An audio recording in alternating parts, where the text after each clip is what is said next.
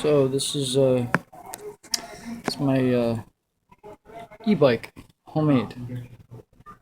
And I got here. This is a Master Mechanic circular saw.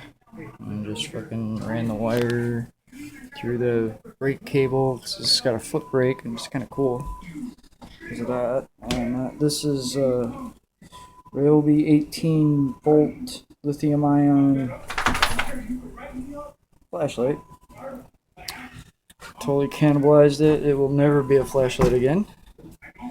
I just stole the wires. I got hose clamps holding it on. It ain't going nowhere. And there's a button. Push the button.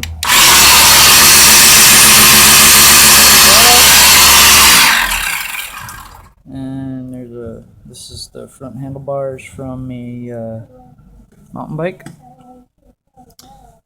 And this is it's a component from a baby seat for a bicycle. So mostly bicycle parts. And this is just some rod bar stock. My buddy welded up.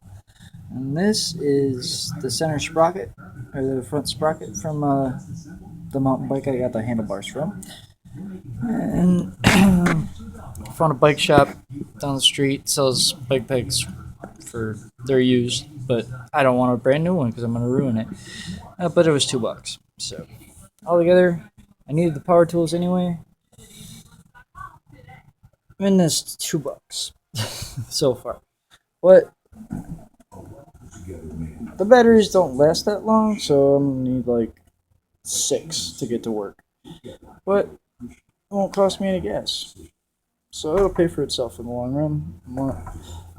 If you're all said and done, I get 4-pack online for $90, and then away we go.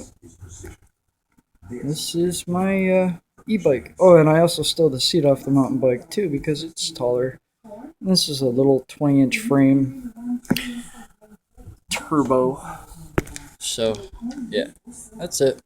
It's just I guess the brand is next. Doesn't have any puffy or anything. I just bought it at Walmart.